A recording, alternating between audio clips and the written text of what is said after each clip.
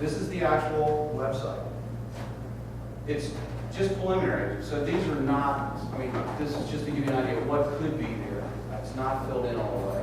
So you can learn, they could go get the history, some photo galleries, they could find out what's new. Let's go over here and see this. They could find out what events and trail announcements are coming on. Then they could plan a visit. They could go down this, a circus, excuse me, let me get this. Mouse work. So the trail's been divided into sections. So now they would come up with this part of Abrams Creek Wetlands Preserve. They could go over here and get directions of how to get there. They could then read this trail summary and this little thing.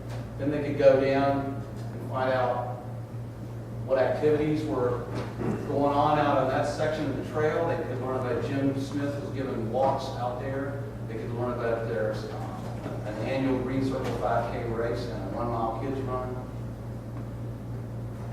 Keep changing this. It pops around slow.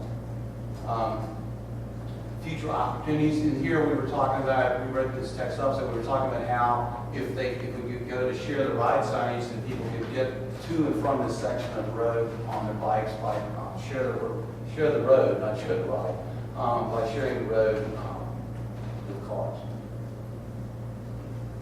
Then you go down here. And this would tell them what's out in that section. In this case, it's all natural things, so they can see if that's something they want to do. This would tell them how to connect to other parts of the trail, or the fact that where you got on and off just this section. And then finally, they could come down and say, how do I get there and park? Where can I park? Where are there any restaurant facilities? And then here's some links to some other organizations that might be really interested in that section of the trail. So that's just to give you a taste of what it looks like, what the website is and what it could. Oops, I just did something stupid.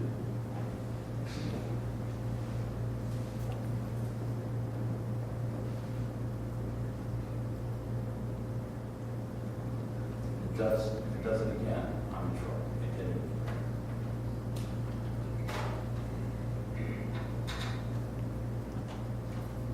There. They trained me in one computer and they gave me this one, so.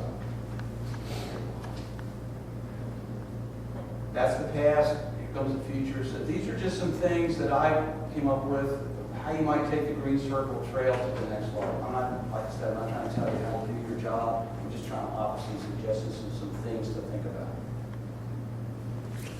So we've accomplished quite a bit since the concept of Green Circle was first endorsed by council, but we shouldn't rest on our laurels. There's more to do to complete the trail, so here in no particular order are things to consider. I believe our priority should be to visually define and market to our citizens and visitors an initially completed Green Circle route encircling the city's core. This will surely not be the ultimate route, but a starting point to build upon and improve as money and circumstances allow. By getting a trail designated and in use, we should be able to begin to harness the full potential of the trail and encourage the citizens and businesses to lend their energy and resources to further development. There are one and possibly two foundations willing to look at funding certain needs of the trail if requests can be quantified and presented. Council should reaffirm its support of the Green Circle concept and formally direct staff, where appropriate, to integrate the Green Circle into planning and projects. Every effort should be made to efficiently utilize financial and manpower resources to complete the initial trail as soon as possible without spending money not already in capital budgets, such as street and sidewalk repair, expansions, and upgrades. We should not lose any opportunity to complete or improve the trail. The trail should be coordinated with the recommendations of the MPO Bike and Pedestrian Mobility Study, and it may be necessary to spend small amounts of money for trail signage, directions, and marketing. Whenever possible, grants from governments and nonprofits and private donations should be sought to leverage or alleviate the need for city fund expenditure. City ordinances and department procedures should be reviewed to make sure they encourage versus discourage the establishment and use of the green circle. For instance, if you want the green circle to come through the Loud Street Mall, then you got to look at, do you want the loud lights on the mall? You might want to require new and expanding businesses that aren't on the green circle or the MPO route to actually contribute to a green circle fund versus building sidewalks that exceed what they really need for their store. In other words, don't build trails when none are really called for. We should define initial routes using existing infrastructure. Such routes would vary depending upon users and existing streets and sidewalks. These routes can be changed or relegated to second-tier status as future funds and development allow for newly constructed areas. You should expand the citizen portion of the Green Circle Committee to include representatives of various stakeholder organizations and have council task the citizens with assignments. This citizen group would report to council via the council liaison member, and with council's approval, then work with committee staff and the council liaison to implement the recommendations of the assignments. This would reduce staff time, harness the enthusiasm of interested citizens, and potentially accomplish council's goals in a timely, efficient, effective, and economical manner. Monies available in the Green Circle Enhancement Fund administered by the Parks Foundation to pay for a consultant to assist in defining an initial route for the trail if the citizen committee really can't figure out how to define that on its own. Work with Patrick Parker and EDC to determine who should complete the website, who will host the website and have access to the domain name registration, who will maintain and update the site.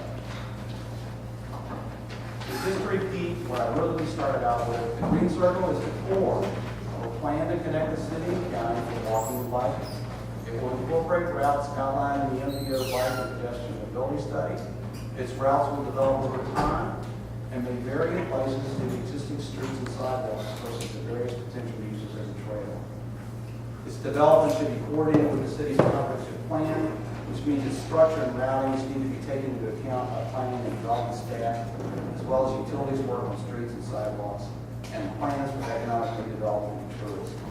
It could be an extremely valuable asset in the goal of new urbanism, positioning the city well for competitive economic growth. That's all I have to say. But I'll answer your questions. If you want it, there is this sheet I gave to each of you, and this is an idea. This was